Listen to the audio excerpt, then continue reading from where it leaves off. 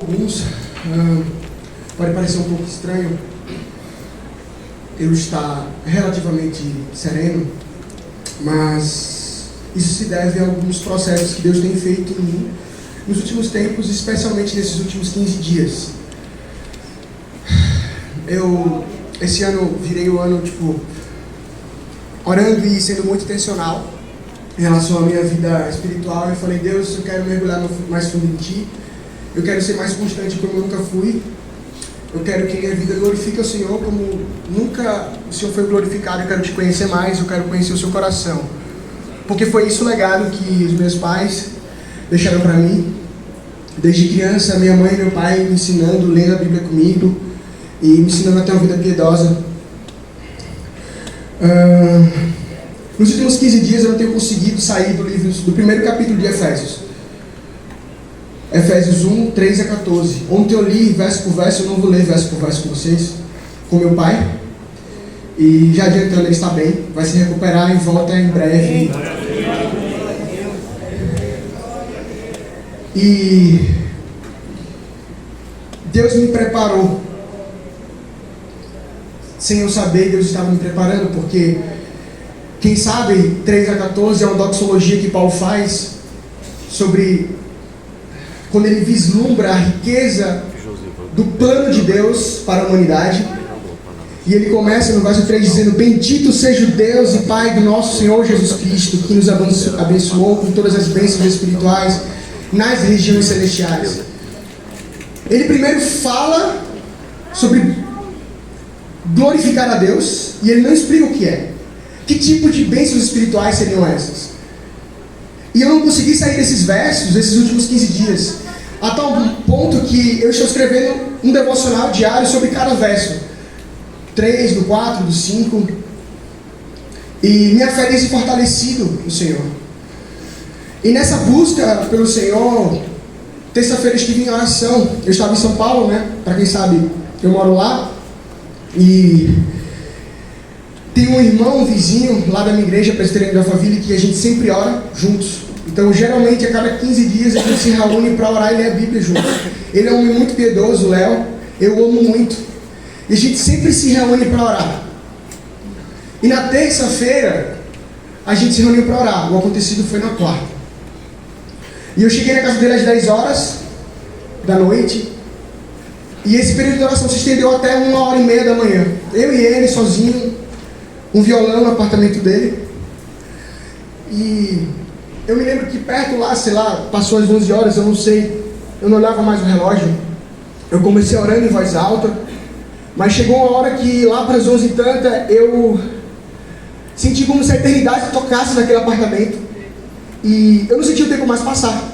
Eu senti uma presença maravilhosa no dar daquele apartamento. E eu sentia plenitude, eu sentia propósito, eu sentia a docilidade do Espírito caindo sobre mim. E eu somente falei para Deus: Deus, por favor, me deixa aqui. Eu ficaria aqui para sempre, Senhor. Na tua presença, quietinho. Eu não conseguia falar nada. O Léo estava orando, eu não conseguia falar amém. De tão pleno que eu estava, ao perceber a presença do Espírito Santo naquele lugar. E na quarta-feira, quando eu recebi a notícia, foi muito difícil. De primeiro momento eu entrei em negação. E eu falei: não é possível. Mas eu passo que na primeira hora eu fui caindo. Eu me lembrava e eu glorificava a Deus. Eu falava: Deus, ontem eu estava num local que eu falei para Ti: por favor, Pai, não me tira desse lugar. E minha mãe e meu irmão estão nesse lugar agora. E muito mais plenamente, e muito mais fortemente, e com muito mais graça do que eu pude perceber por alguns minutos. Então, Deus, eu quero Te agradecer, porque o Senhor é bom, porque eles foram pessoas piedosas. E ontem, quando encontrei meu pai, eu não dei margem para que ele duvidasse de como eu estaria. Porque eu sei que a maior preocupação dele no hospital, estando em consciência, estado de consciência como ele está, consciente das coisas, era sobre como eu estaria. E minha reação impactaria ele diretamente. E seria fatal. E quando eu cheguei naquele hospital, irmãos, de fato o Espírito de Deus tem me visitado. De fato o Espírito de Deus tem me mexido. Então, isso daqui não é a presença de Deus. Muitas pessoas estão falando que você é forte. Não. Cristo em nós, esperança da glória. E eu tenho sentido essa força espiritual, porque minha mãe e meu irmão não tinham isso aqui como cidade permanente, mas buscavam aqui a de vir. Aleluia. Eles olhavam para a eternidade e sempre me inspiraram. Eu me lembro de muitas vezes ouvir minha mãe falar: filho, eu estava assim com Jesus e eu vou te falar a real, eu amo muito você, eu amo muito o seu irmão, eu amo muito o seu pai, mas eu não queria voltar. Eu só queria ficar lá. E hoje eu sei que ela está lá, que ela está melhor do que a gente. Então, de fato, há uma tristeza absurda. Na quarta-feira, eu falei para os meus sócios, eu falei para os meus amigos: eu vou passar a noite sozinho, eu vou chorar o que tiver que chorar, e vou chorar bastante. Chorei, a alma rasgada, mas ao mesmo tempo eu senti o conforto do Senhor, pela fé, pela certeza que eles estão e que eles estavam jantando com Jesus naquele momento. E no avião, vindo de São Paulo para Vitória da Conquista, quando eu me deparei, eu estava com a Bíblia na mão, porque minhas sacolas estavam muito cheias, então a Bíblia não cabia na bolsa, então eu meio que ando com a Bíblia na mão. E o verso 5, eu chorei, porque diz: em amor nos predestinou para sermos adotados como filhos, por meio de Jesus Cristo, conforme o bom propósito da sua vontade. Em amor, em amor. Em amor Ele nos predestinou, Ele nos escolheu, Ele nos elegeu para sermos dele. Em amor. Aleluia. E veja que segue uma cadeia lógica, porque ele diz no 7: nele temos a redenção por meio do seu sangue, o perdão dos pecados, de acordo com as riquezas da graça de Deus. Deus é rico e somente Deus poderia prover salvação. E Deus proveu o meio, através de Jesus, de expiar os nossos pecados e de nos reconciliar com Ele. E Deus fez isso na vida da minha mãe e do meu irmão. Que presente! Que graça! O privilégio era meu de conviver com pessoas tão especiais. Eu não mereço a família que eu tenho. Minha mãe sempre falou: filho, no meu velório, eu quero que haja cantos de alegria. Eu quero que você celebre muito. E por mais da saudade, do aperto, eu estou feliz por eles. E eu estou mais feliz porque na realidade essa obra é de Deus, e somente de Deus. É a intervenção de Deus salvando o homem pecador. E essa graça que veio dos meus pais se estendeu a mim também. E ele continua, já finalizando, no 13 e no 14: quando vocês ouviram e creram na palavra da verdade, o evangelho que os salvou, vocês foram selados em Cristo com o Espírito Santo da promessa, que é a garantia da nossa herança até a redenção daqueles que pertencem a Deus, para o louvor da sua glória. Vocês foram selados. É um selo que o próprio Deus fez em nós, porque Cristo nos comprou do pecado e Ele coloca o Espírito como selo. Quem quebrará o selo do Senhor? Ninguém. Paulo é claro em Romanos 8: nem a morte nem a vida, nem o presente nem o porvir, nada nos separará do amor de Deus. E naquele momento nada separou o amor de Deus da minha mãe e do meu irmão, mesmo naquele trágico acidente. A graça de Deus esteve sobre ele, está sobre mim, está sobre meu pai, porque esse ser é inquebrável, irmãos. Por isso que Paulo diz em Romanos 5, 1, 2: é essa graça que ora desfrutamos com segurança. Glória a Deus.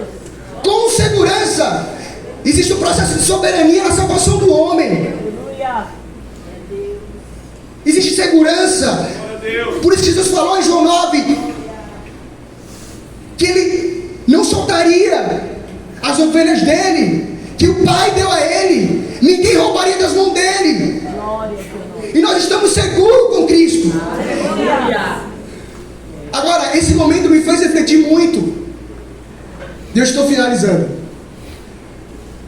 Que tipo de vida a gente tem vivido? Porque, como diria Tiago, a vida é como um vapor, é um sopro. E eu quero deixar vocês pensando nisso. Que tipo de vida vocês têm vivido? Vocês têm glorificado a Deus com a vida de vocês? Vocês têm pensado em Cristo? Vocês têm amado Cristo sobre todas as coisas?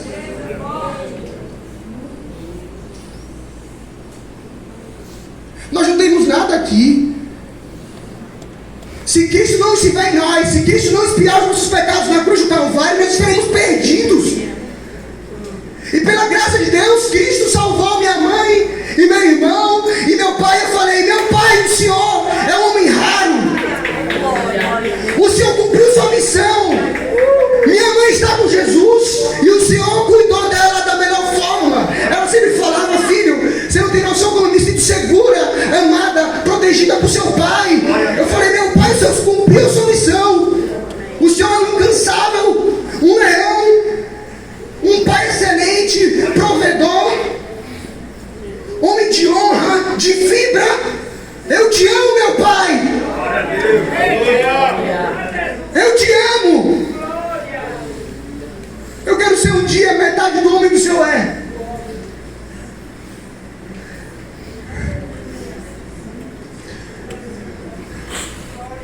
Pensem sobre a vida de vocês.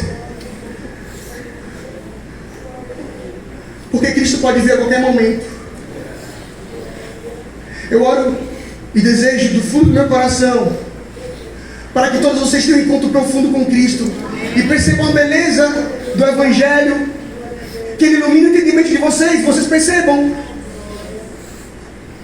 o peso do pecado de cada um de nós sobre a santidade de Deus, para que vocês, cada um, do mais velho ao mais moço, se arrependam dos seus pecados, se voltem para o Senhor em contrição de espírito, porque perto está o Senhor. E a cada momento eu vi essa fidelidade e piedade na vida da minha mãe e do meu irmão. Eu me lembro que quando jovem eu queria às vezes fazer algumas coisas e, enfim, e minha mãe e meu pai sempre me perguntavam: filho, como está o seu coração? Eles nunca falam de proibir as coisas. Não vai para festa, não vai para isso, mas filho, isso que você vai fazer vai glorificar a Deus? Será que vai te aproximar mais de Deus? Será que vai te aproximar mais da eternidade? Filho, não gaste tempo com coisas que vão apenas passar ou te distanciar da tua missão e do teu propósito. Você não precisa disso. São esse tipo de pergunta que os pais devem fazer para os filhos, trazer consciência. E eu oro para que Deus traga consciência a vocês. Eu não tenho como agradecer o amor e o carinho que vocês têm dado a mim e a minha família. Eu não tenho. É impossível. Essa igreja tem servido a meu pai da melhor maneira possível, a minha família. Vocês proveram nós de tudo. Eu sou infinitamente grato a vocês. Eu nunca terei como recompensar vocês devidamente, isso fica muito claro. Mas o Senhor em suas riquezas é. E eu oro para que Ele recompense. E eu oro para que a graça de Deus abunde sobre vocês. Orem por mim. Orem pelo pastorzão principalmente. Mas ele vai ficar bem. Enfim, é como o pastor Nilson falou, esse é um momento de esperança. Esperança. Que Deus nos ajude e nos faça voltar a cada dia para Ele, em piedade, em devoção. Que possamos ser a cada dia mais parecidos com Jesus e com o caráter dele. E que possamos nos arrepender de todos os nossos pecados e viver em plena comunhão com Cristo. Eu amo muito vocês e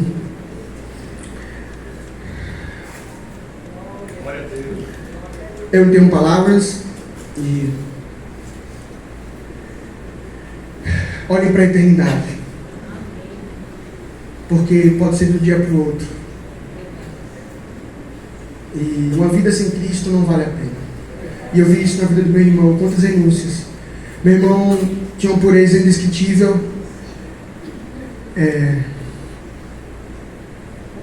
Eu só podia amá-lo pelo que ele era. E Deus me deu graça e sabedoria. E a gente se amou muito. Da mesma forma minha mãe, que era minha melhor amiga e confidente. Nós tínhamos uma conexão de alma absurda. Eu vou sentir muita falta deles, mas eu sei que meu Deus me suprirá todas as minhas necessidades segundo as riquezas dele. Fique com Deus. e estamos juntos.